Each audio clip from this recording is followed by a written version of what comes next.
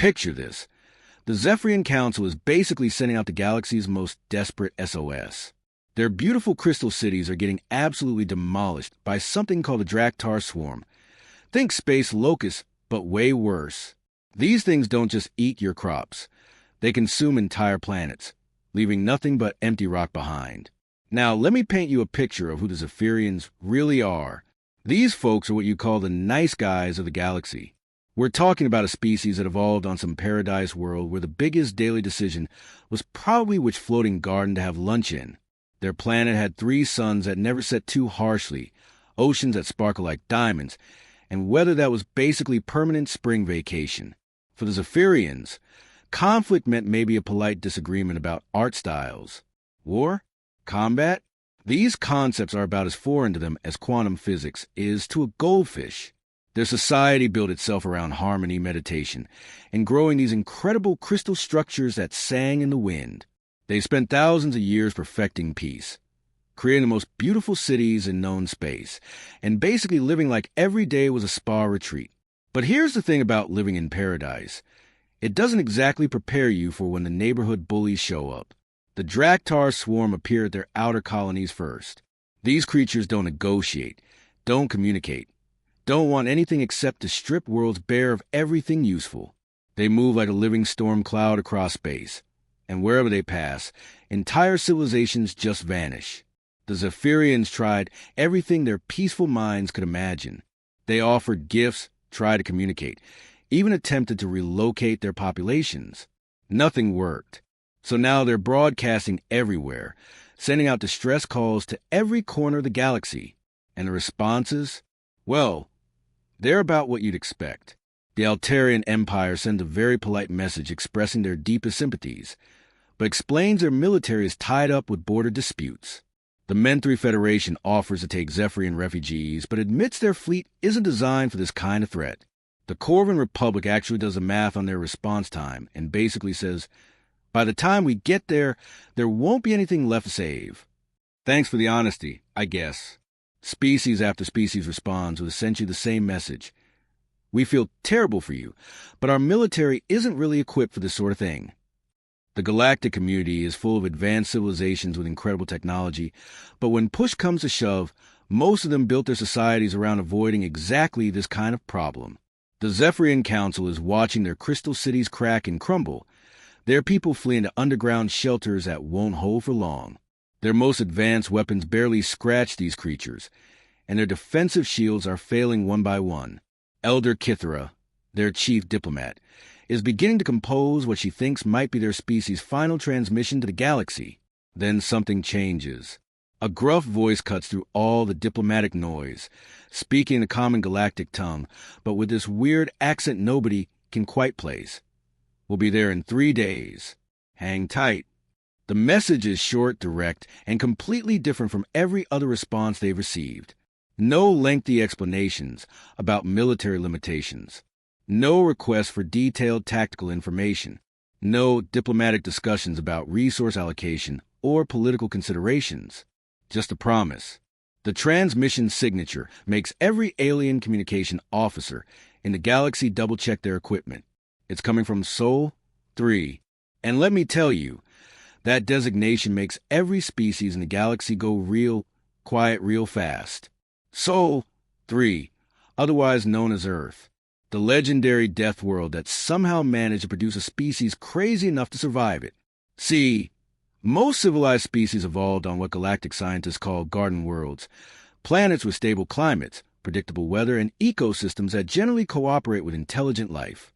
Earth is what they classify as a class, 12 Death World, a planet so hostile to life that most scientists assumed it was impossible for a complex intelligence to evolve there. They were wrong. Humans didn't just evolve on Earth. They conquered it. A world with weather systems that could level cities, natural disasters that happened like clockwork, predators that treated early humans like convenient snacks, diseases that could wipe out entire populations, and an environment that seemed personally offended by the concept of safety. Most species heard stories about humans, but figured they were exaggerated. Tales of beings who considered climbing frozen mountains fun, who jumped out of perfectly good aircraft for entertainment, who somehow turned surviving their own planet into a sport. But now, As the Draktar swarm tears through Zephyrian space like a cosmic hurricane, those impossible stories about the Deathworld species are starting to sound a lot less crazy and a lot more like exactly what a galaxy needs. The Zephyrians have 3 days to find out if the legends are true. When a human fleet shows up, the Zephyrians are, well, let's say, underwhelmed. These aren't the sleek, pristine warships they expected.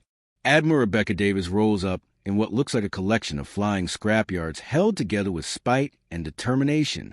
Picture the scene. The Zephyrians have been watching other species' fleets for centuries.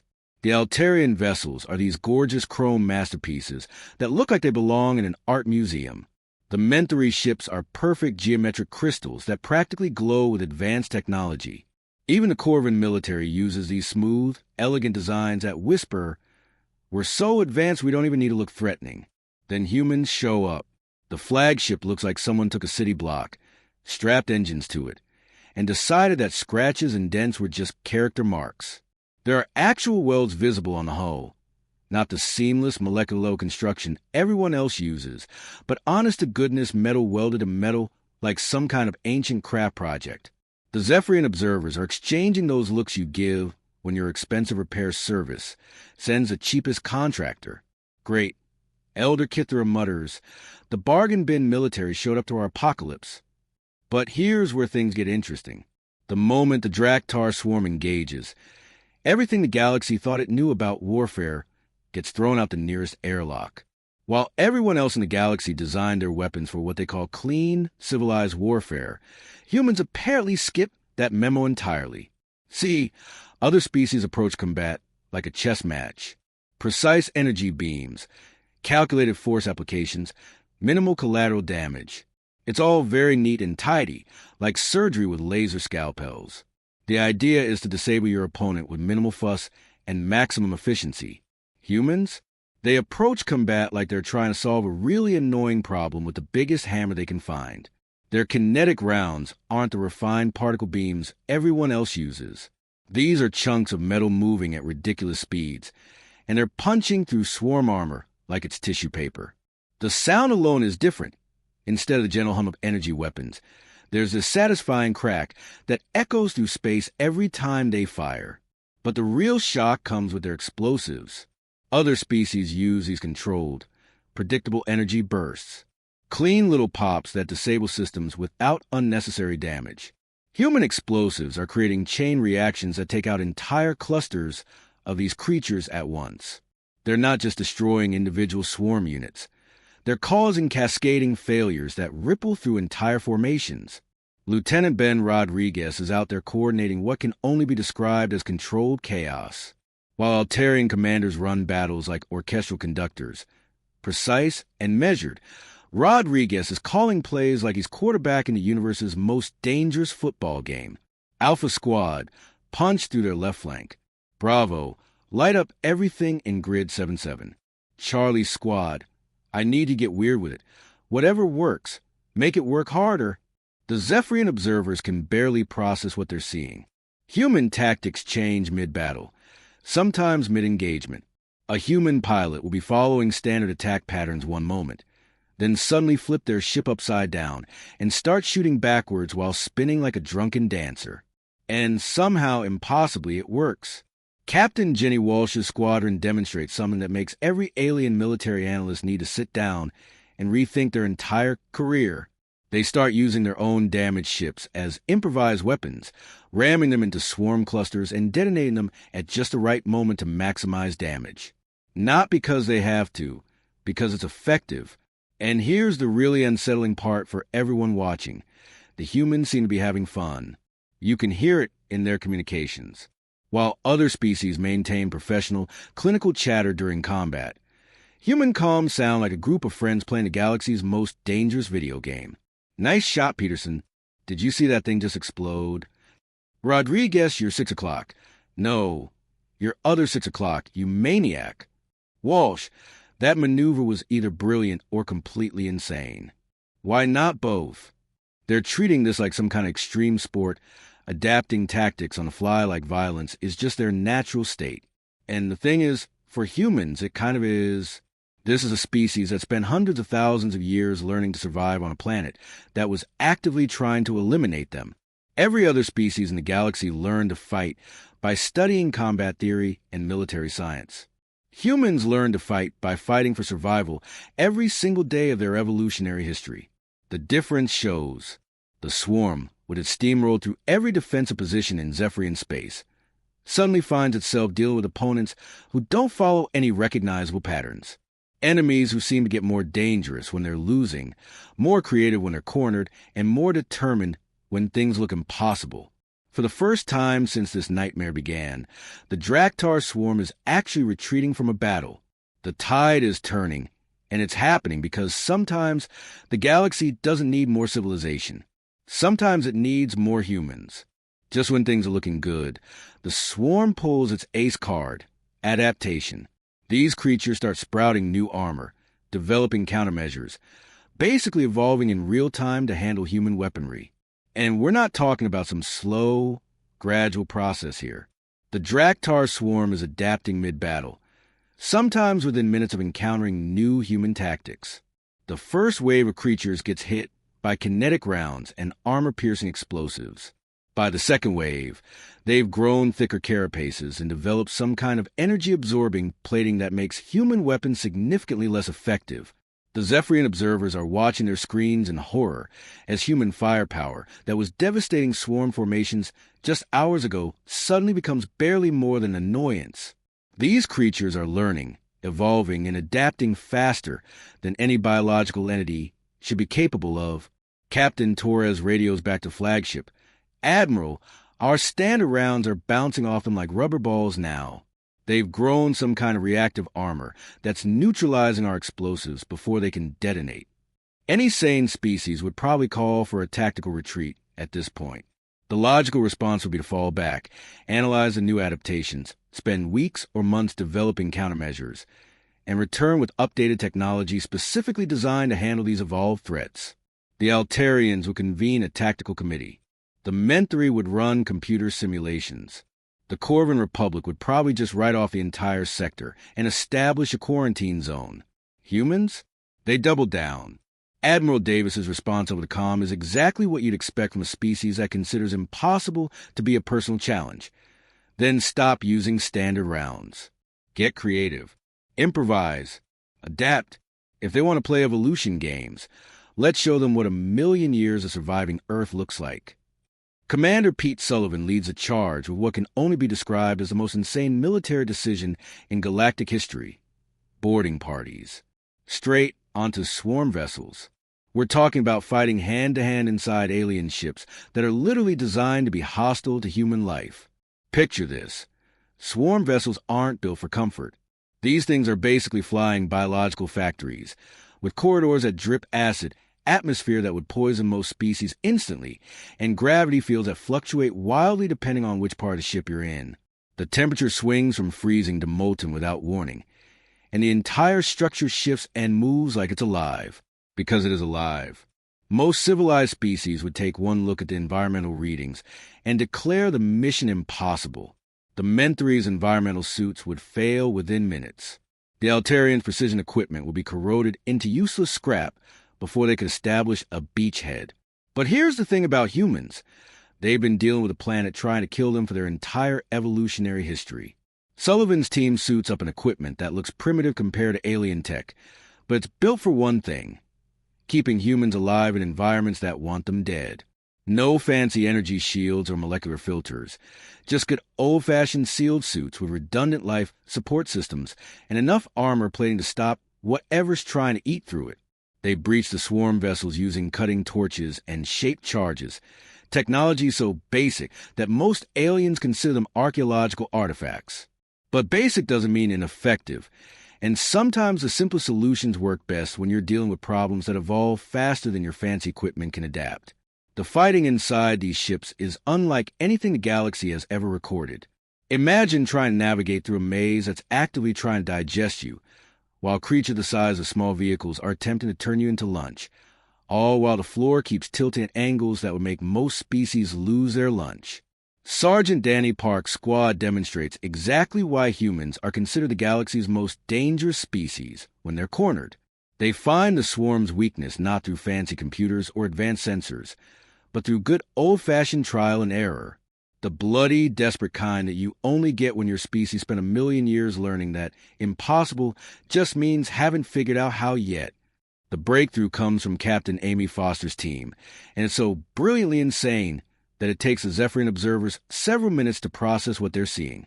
The swarm creatures navigate using biosensors that detect specific chemical signatures. Essentially, they smell their way through combat. Foster's team starts using their own blood to mess with these sensors. I mean, who even thinks of that? They deliberately cut small wounds in their suits, letting human blood leak out to confuse and misdirect the swarm's sensory systems. Other species would see bleeding in hostile environment as mission failure. Humans see it as a tactical advantage. The swarm creatures, which have been adapting to every human weapon and strategy, suddenly can't tell where the humans are or which direction they're moving. Their evolutionary advantage becomes their weakness when faced with opponents crazy enough to turn their own injuries into weapons. This is what happens when a species that learned to survive by bleeding, sweating, and refusing to die meets an enemy that thinks adaptation is the ultimate defense. The humans are teaching the galaxy a fundamental lesson. Sometimes the best way to win isn't to be smarter or stronger or more advanced. Sometimes the best way to win is to be more stubborn than the universe itself. The final push requires someone to manually detonate charges inside the Swarm Queen ships. It's a guaranteed one-way trip, no question about it. Let me paint the picture of just how impossible this mission is. These Queen ships aren't just big. They're massive biofactories, each one the size of a small moon, and protected by layers upon layers of evolved defenses. The intelligence reports are clear.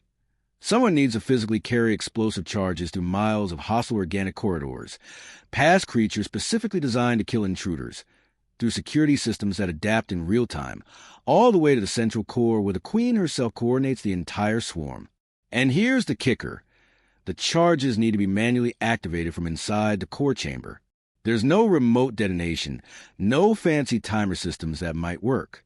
Someone has to stay behind, flip the switch, and ride the explosion that will vaporize everything within a 50-mile radius. The tactical briefing is brutal in its honesty. Admiral Davis doesn't sugarcoat anything. This is a one-way mission. Anyone who volunteers will not be coming home. The explosion will be instantaneous, so there won't be any suffering, but there also won't be any miracle last-minute rescues. Now, while the humans are getting this briefing, the Zephyrians are holding emergency committee meetings about the ethics of suicide missions. Elder Kithra is consulting their ancient philosophical texts about the moral implications of asking someone to sacrifice their life. They're debating whether it's even right to suggest such a thing, discussing the psychological impact on survivors, and forming subcommittees to examine the long-term societal effects of martyrdom-based tactics. The Altarians are running probability calculations, trying to find some mathematical formula that might justify the loss of life against a potential gain. Their computers are churning through scenarios, calculating the statistical value of individual lives against planetary populations. Try and make it all add up to something that makes sense on a spreadsheet. The Men-3 Federation is conducting detailed psychological evaluations to determine which individuals might be mentally capable of accepting such a mission without compromising their emotional stability. They're worried about the trauma to the volunteers' families, the impact on unit morale, and whether asking for volunteers might violate several dozen of their military ethics protocols. Humans respond in the most human way possible. 300 volunteers step forward before Admiral Davis even finishes explaining the plan. Not 3, not 30, 300. The Admiral actually has to stop mid-sentence because the volunteer queue is backing up through 3 decks of the flagship. Sergeant Billy Carter, a guy who's been in the service for 12 years and has 2 kids back on Earth, raises his hand first. Behind him, Lieutenant Grace Murphy, fresh out of the academy, steps up without hesitation. Corporal Tony Zhang, who was literally in the middle of writing a letter to his girlfriend, drops his pen and joins the line. The Zephyrian observers are watching this happen in real time, and they can't process it. Elder Kithra turns to her aide and whispers, Are they Are they volunteering to die? For us, people they've never met? What the aliens don't understand is that this isn't unusual for humans. This is Tuesday. Every human culture has stories about ordinary people who walked into certain death to protect others. It's not that humans don't value their own lives. It's that they value the concept of protecting others even more. Admiral Davis has to actually hold a lottery to select the final teams because there are too many volunteers. Imagine that, a lottery to see who gets to die today. Sergeant Billy Carter's squad gets selected for the primary mission. These aren't super soldiers or enhanced warriors. They're just regular people who happen to be really good at their jobs and completely committed to seeing this through. They suit up in equipment that's been modified for one purpose: getting them to the target, not getting them home. They fight through literal miles of organic nightmare inside these queen ships. The corridors are alive, pulsing and shifting like the inside of some cosmic digestive system. Acid drips from surfaces that weren't there a moment ago. Creatures that look like they were designed by someone's worst nightmares come streaming out of walls that split open like wounds. Carter's team leaves sealed doors and improvised barriers behind them like breadcrumbs. Not for their own retreat, but to slow down pursuit for the next team if they fail. Every barrier they build is a message. If we don't make it, here's how far we got. Learn from our mistakes and get further. They're not winning because they're stronger or smarter than the aliens who've tried this before. They're winning because they refuse to accept that losing is an option. When Carter gets injured by some creature that's half spider, half acid dispenser, he keeps moving. When Murphy's suit gets breached and starts leaking atmosphere, she seals it with emergency foam and keeps pushing forward. The final approach to the core takes them through what can only be described as the Queen's immune system. Living antibodies the size of shuttlecraft, trying to eliminate the infection that is humanity. But humans have been infections on their own planet for millions of years. They know how to survive in places that don't want them. Carter's final transmission back to the fleet is pure human. Package delivered. Tell my kids Daddy helped save the galaxy. See you on the other side. When those queen ships go up in explosions that you can probably see from 3 star systems away, taking most of the swarm with them, the watching galaxy finally gets it. They just witnessed a species so committed to protecting complete strangers that walking into certain death is just another Tuesday for them. And that's when the galaxy realizes they've been looking at humans all wrong. They're not the crazy Deathworlders. They're the heroes. After the smoke clears and the Zephyrians start rebuilding with human engineering help, the real impact hits the galaxy like a freight train. Picture the aftermath. Where beautiful crystal cities once stood, there are now ruins that tell the story of the galaxy's most unlikely victory. But here's where things get interesting. The humans don't just pack up and leave. They roll up their sleeves and start helping with reconstruction, and their approach to rebuilding is just as revolutionary as their approach to warfare was. The Zephyrians want to rebuild their cities exactly as they were. Perfect crystal spires reaching toward the sky, beautiful but fragile. The humans take one look at the plans and start asking uncomfortable questions. What happens when the next invasion comes? Where are your defensive positions? Why are all your critical systems in the most exposed locations? Chief Engineer Danny Walsh walks through the ruins with Elder Kithra, pointing at the wreckage with the casual expertise of someone whose species has been rebuilding after disasters for millennia. Look, your cities are gorgeous, don't get me wrong, but they're designed like art pieces, not like places where people need to survive when things go wrong. The humans start suggesting modifications that make Zephyrian architects nervous. Underground bunkers, reinforced foundations, backup power systems, escape routes. The kind of practical, paranoid thinking that only comes from a species that learned the hard way that beautiful things don't stay beautiful unless you can protect them. But the real shock comes when other species start paying attention to what happened here. The Altarian Empire, which had spent centuries perfecting their elegant military doctrine, suddenly starts asking human advisors to review their defensive strategies. The same species that once looked down on human primitive tactics is now quietly studying human battlefield recordings and taking notes. Admiral Chin of the Altarian fleet admits in a classified report that gets leaked across the galaxy, "We've been fighting wars like they're chess matches. Humans fight wars like they're survival itself. There's a difference, and it matters. The Mentory Federation begins the first major overhaul of their military training in 3 centuries. Instead of focusing purely on technological superiority and calculated precision, they start incorporating what they call human adaptability protocols, basically teaching their officers to think like humans when everything goes wrong. But this wasn't just about saving one species.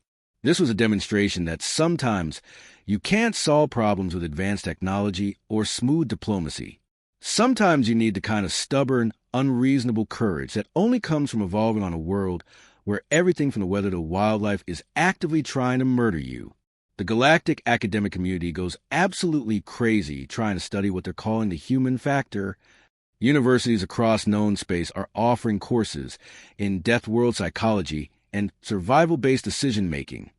The Corvin Republic's most prestigious military academy added a mandatory course called Impossible Odds and Creative Solutions, taught entirely using human case studies. Dr. Vexhar, the galaxy's leading expert on military psychology, publishes a paper that becomes required reading across civilized space. The humans didn't win because they were stronger or smarter. They won because their entire evolutionary history taught them that impossible is just another word for Tuesday. The economic impact is just as dramatic. Human engineering firms are suddenly getting contracts from species that wouldn't have returned their calls 6 months ago. Turns out, when you need something built to last through an apocalypse, you want the people who learned engineering on a planet that was actively trying to kill them. Admiral Rebecca Davis accepts the Zephyrians' highest honors with that classic human awkwardness, more interested in how their crystal-growing tech works than in fancy ceremonies. During the medal presentation, she keeps asking technical questions about their building methods while Elder Kithra is trying to deliver a speech about eternal gratitude. "This is fascinating," Davis interrupts politely, "but have you considered incorporating some kind of stress response system into the crystal matrix? Something that would make the structure stronger under pressure instead of more brittle?" The Zephyrians realize this is just how humans are. They're not being rude or dismissive. They genuinely can't help but look at everything as a problem to be solved or improved. It's like their brains are hardwired to find ways to make things better, stronger, more likely to survive whatever the universe throws at them. As the human fleet heads back to patrol the galaxy's most dangerous corners, something profound settles over the watching species. The Zephyrians realize they didn't just get rescued. They got a glimpse of what it means to be a species that looks at impossible odds and thinks, "Challenge accepted." The galaxy's diplomatic channels are buzzing with a new kind of conversation. Species that have been at odds for generations are suddenly asking, if humans can sacrifice everything for complete strangers, maybe we've been thinking about our conflicts all wrong. The Draktar swarm threat is gone, but the human example remains. Across the galaxy, military commanders are asking their troops a new question. What would humans do? Politicians are reconsidering policies through the lens of how would humans handle this? Even civilians are starting to approach their daily problems with a little more of that human stubbornness, that refusal to accept that something can't be done. And honestly, the galaxy's never going to be quite the same, because now they know what's possible when someone refuses to give up.